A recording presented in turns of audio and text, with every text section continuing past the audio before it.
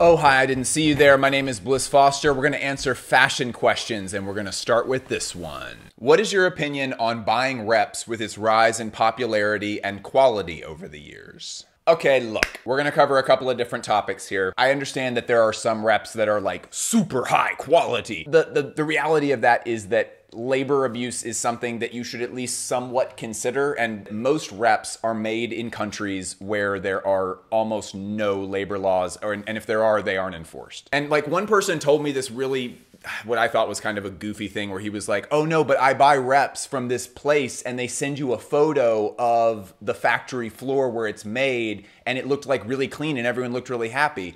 And that seemed so silly to me. So yeah, you might consider that they could be, you know, lying to you.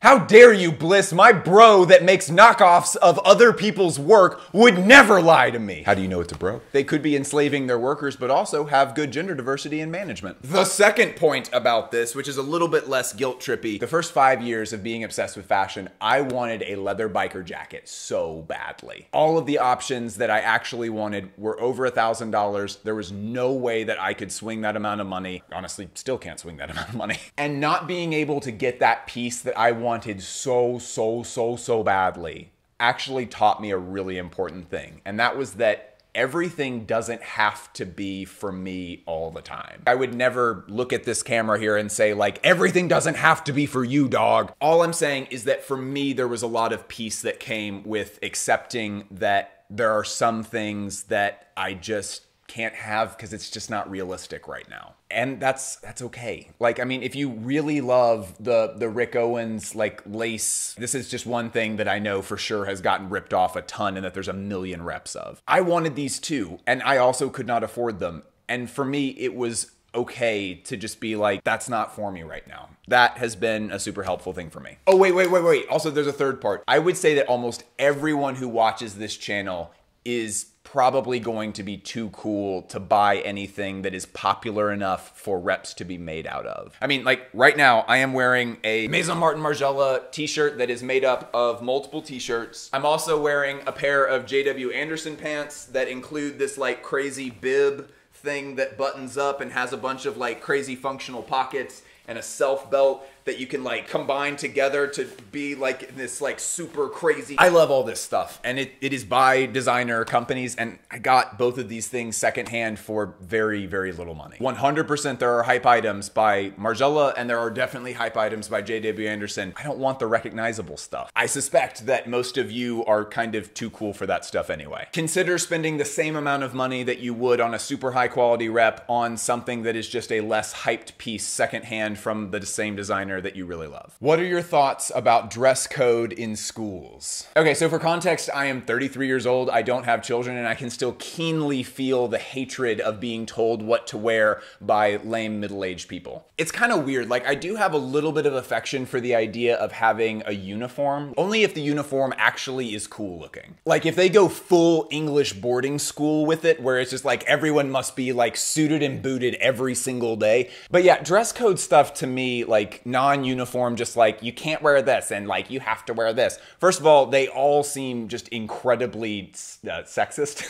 Because there just seems to be so many rules about what girls can wear, but not a lot of rules about what guys can wear. And when there are rules about guys, it always has this kind of like racist twinge to it. No backwards hats, no baggy jeans, no basketball shorts under pants. Even as a teenager, I was like, this seems to be very targeted at black students at this school. And it always just seems like if the goal there is to imbue in children, there are ways that you're supposed to dress for certain things. It just seems like that will be imbued in them better if you just have those conversations individually. In that way, dress codes just kind of always seem like a cop-out to me. Also, any school that has some kind of like dress code about what's appropriate for your hair, that is complete horseshit, and I will hear none of it. Like literally no 12-year-old is disrupting the learning environment with his lame-ass mohawk that his friend did over the weekend. Like I cannot be convinced of that. This episode is like slowly turning into a Blink-182 song. Homework is lame. Am I wrong? By the way, if you're new, hi, my name is Bliss. I'm a fashion critic. We do in-depth analyses of runway shows and designer clothes here to kind of talk about storytelling and references and artfulness. This is a questions episode. I take questions from Instagram and then I answer them here on the channel. You should subscribe. It is always a party here. We're coming out with episodes every single week, and we also have an incredible Patreon that is mega cheap, where you get to join a Discord server with tons of fashion heads and fashion professionals. We also have some of the best dressers in the world on that server. Fucking fire. Anyway, let's get back to the really important questions here. GeoBasket or Maison Margiela shoe? That's an excellent, thought-provoking question. While there are many incredible inspired shoes from the great Rick Owens, I personally really like the Maison Margiela shoe a lot. This invokes that part of the process when you send some sloppy, awful thing off to your manufacturer and say, like, this is what it should look like, but it's just like kind of a mess. Tom Ford once told this story about how he literally took like a stapler and a paperweight off of his desk and then like made a model like hold her foot in a really specific way over it, and he like held the objects up to it. They took a picture and they sent that off to the manufacturer and said, make the shoe like this. And because I don't design myself, that whole process of kind of just getting the idea out there and then it ends up becoming this really beautiful, incredible object in the end, that process still seems very magical to me. So I think your question was intended as a joke, but that I do prefer the Maison Margiela shoe. LMAO, if you just Google Maison Margiela shoe, it actually comes up. They are called the Fusions, if anyone is wondering. Is fashion an art of intimacy since it directly involves the wearer? Honestly, I'm kind of just of the opinion that all art is very intimate because the whole point of the thing is to provoke emotions in you. Now, clothing design does kind of have this advantage because you're physically putting the thing onto your body and you sort of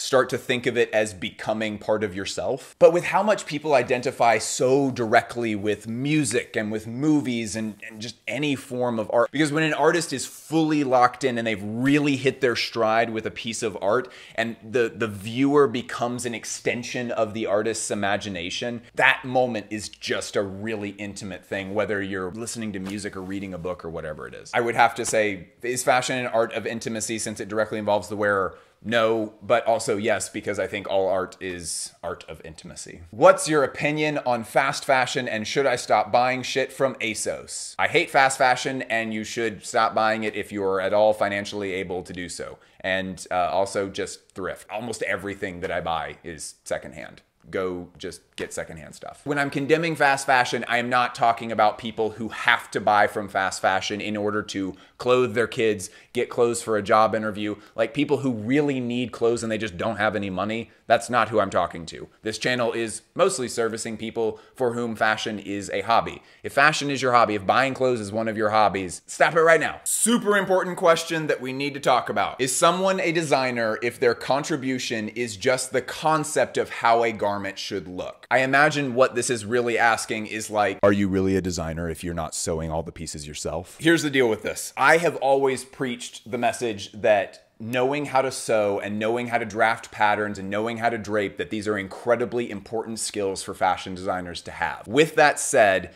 it is not realistic for most people who are in the role of designer at most companies to actually be doing those things on a day-to-day basis. There are certainly examples of outstanding designers who do make the majority of their pieces in-house with their hands.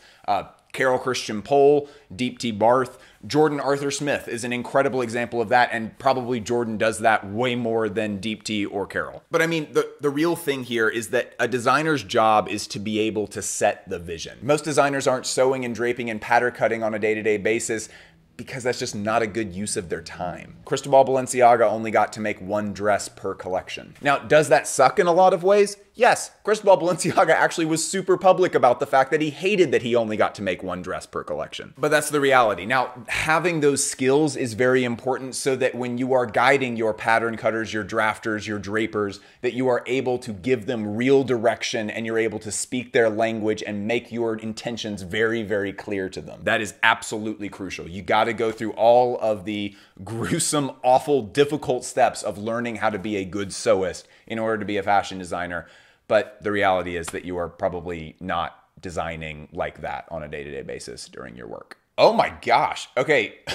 Why are you so obsessed with Margiela, but you don't wear the good stuff?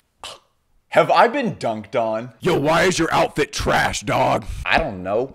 Most of the stuff that is what I think of as Le good stuff is like women's wear stuff. And it's all stuff that like physically can't go onto my body because it's too small. So I guess I don't wear the good stuff because I got these Salvador Dali ass looking arms. Great question. This is a really good one. Is Antwerp the biggest fashion city? Having now been to Antwerp twice, it is one of the most unusual cities that I've ever been to. It is a really small city. There is not a lot there. It is a pretty small, fairly quiet place, but the fashion scene there is really intense, but it's very small and focused. The Dries Van Noten flagship store, the Anne de Meulemeester flagship store. You have places like Labels and Rosier 41 that resell clothes and do a really great job. You have a couple of really cool boutiques. You have places like Jan Jan Vanessa's store that's like incredible, one of the best stores I've ever been to. And then you, of course, have the Royal Academy of Arts with the fashion department there. And then you have the MoMU,